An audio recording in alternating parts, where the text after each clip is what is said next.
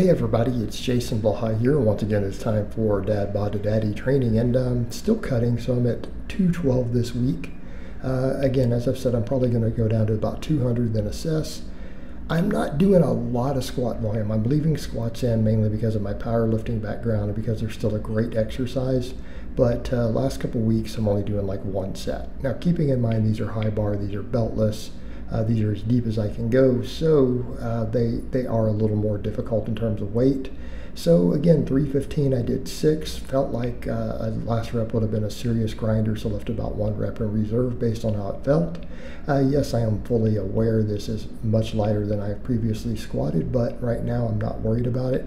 I'm just worried about building my legs as far as my leg day goes, worried about improving my physique, and I'm not going to get worried about it. So everything else I did, Sissy Squats with fairly short breaks, and I just did supersets with calf raises. So the last 2 sets I chose to drop 10 pounds off because again I did 3 sets of 15.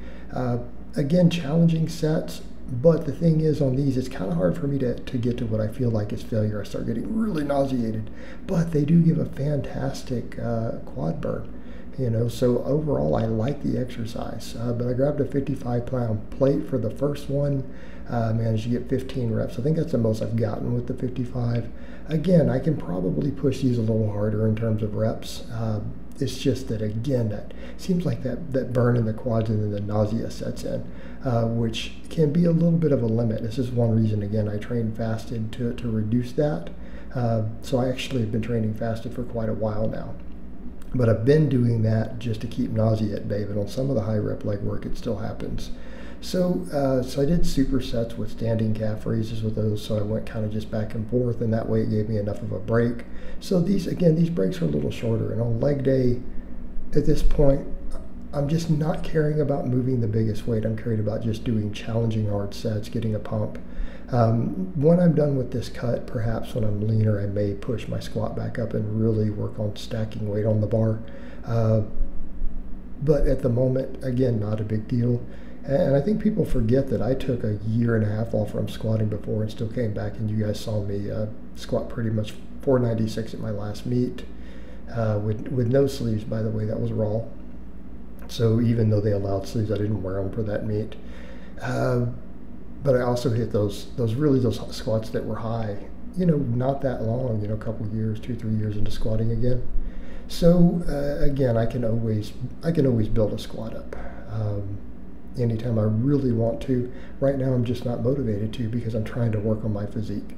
And I do feel like at this point in the game, trying to hammer my squat too hard while I'm cutting, just not going to be optimal.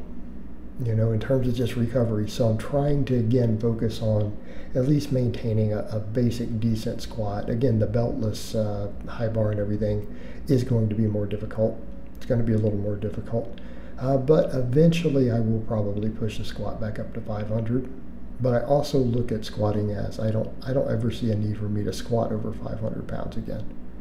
I really don't. And even the 500 at this point is just for ego. Because people ask, well, since you're cutting down, you're doing all this bodybuilding training, are you going to compete in bodybuilding? Right now, I have no desire. I really don't. Right now, I'm not even thinking about the powerlifting meets. I'm not thinking about the platform. I'm not thinking about competition at all. Right now, I'm just training just for my physique. I want to continue to get a lot leaner. I need to go ahead and finally get really lean. I need to continue to work on that. And of course, leg days, sometimes I feel like I don't always look as good as the upper body days. As soon as I get any pump in the upper body, I look totally different. But it is what it is. So again, with a lot of this, I'm trying to just get that workload in, get that good fatigue, get a pump in the quads, make sure that they're really fatigued. And again, doing challenging sets. And they don't necessarily need to be to failure. So I ended up doing really only about 8 sets for quads today because I did my 1 set of squats, did my 3 sets of Sissy Squats, and I decided to also jump on the belt squat for a set. Why? Because I'm doing fairly low volumes. I want to make sure I hit multiple angles. Since again, it really is only doing about 8 sets at the moment. And they're hard sets. But I want to get several different angles. I don't want to come in and just only work a couple angles. So since I'm doing the 1 set of squats, I'm like, let's do the sissy squats, so do the belt squats, and we'll do the leg extensions, and they all feel different. Surprisingly though, and I'll get to that in a minute, because here's the last set of calf raises. So these I usually fail right around rep 20, even with this weight, and that's fine. I'm training calves just to make sure I get some calf work in. My calves are still obviously big. They're obviously big, they're obviously ripped even when I don't train them. Because I went years and years, I went to 20 years without touching my calves. Started doing them again this last year. I don't know that they've really gotten any bigger. I've got good calves. And the squatting and other movements, all the other stuff seems to work my calves. Even my hamstring work feels like it works my calves. So the belt squats, I did these, and surprisingly I felt a ton of quad on these. They burned completely different than the sissy squats. So I think the thing with these is that I need to have my quads fatigued before I go into them more. So I feel like if I've done the sissy squats first, then I do these, like, oh man, these hit really hard. They hit my quads really hard. The only downside, again, is that belt chafes me a little bit. I don't like how it rubs me. And this is the one that's easier. This is the one that came with the device. So again, I still kind of wish at times I had a leg press here, but again, the size, the cost to actually set up a good leg press can be frustrating. Maybe one day I'll set up a leg press, get rid of that glute ham I have, and put a Rogue Donkey on there. But again, I'm looking at thousands of dollars investment, and then readjusting floor space. It's just not in the cards right now. I've got other stuff that's more important than trying to do that. So we finished up with the single leg extensions, and again, I found when I do these on the reverse hyper, the only way they really work is if I do them one leg. Otherwise I end up with too much momentum, too much cheating. So I run these down to this lighter weight, do them to failure on usually my left leg first because it's my weaker side, and then I try to replicate. I try to keep the rep count, whether it's 18, 19, whatever it is. It's usually in that range right now. And then replicate it on the other side. And I take these to failure, did 3 sets of these.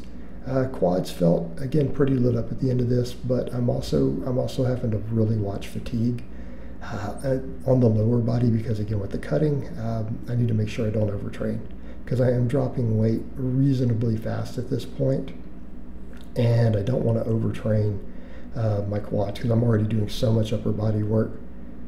Again, because my upper body is proportionally needs more things like arms and shoulders and all that. Not my lats are big. But I want to keep everything balanced in terms of fatigue while I'm cutting. So again, I did 3 sets of those, and between them I did 2 sets of my hanging leg raises. As we discuss every workout, I'm doing these at the end of every training session.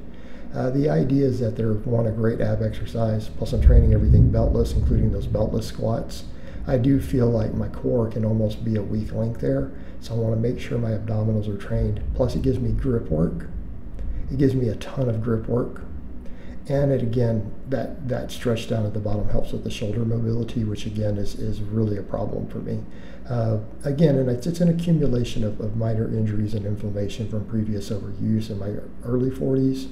I went a little too hard on some volume on some stuff, and I feel like it's created some scar tissue and things in my shoulders, and it has made it harder to get full ranges of motion. So I'm hoping just exercises like that will continue to improve it over time, just like the pullovers have, which allowed me to do the pull-ups and to start doing those again. So I'm going to keep doing those exercises that improve it. Right? We're going to keep doing those exercises, and I'm hoping the hanging leg raises will continue to contribute to it, right? And just improving that. I feel like a lot of it too is that my pecs are really tight, so I'm trying to do a little bit of stretching for them, but I don't seem to usually get much benefit out of that. So again, just part of the entire process of, once we get up into our 40s and up, some stuff changes. We can't train everything the same way we would at 25. We just can't. We've got to work around these things. We've got to be aware of overuse. We've got to be aware that overuse, in my case, seemed to create mobility issues. Okay? So we've got to train hard, but we have to train smart. Got to pay attention to recovery. Right? Stimulate, don't annihilate. Remember that we grow when we're recovered and resting, not when we're in the gym. And really the rest of this is just more of the same, so I'm going to go ahead and end the talking. So I hope it's been informative, and I will talk to you guys and gals next time.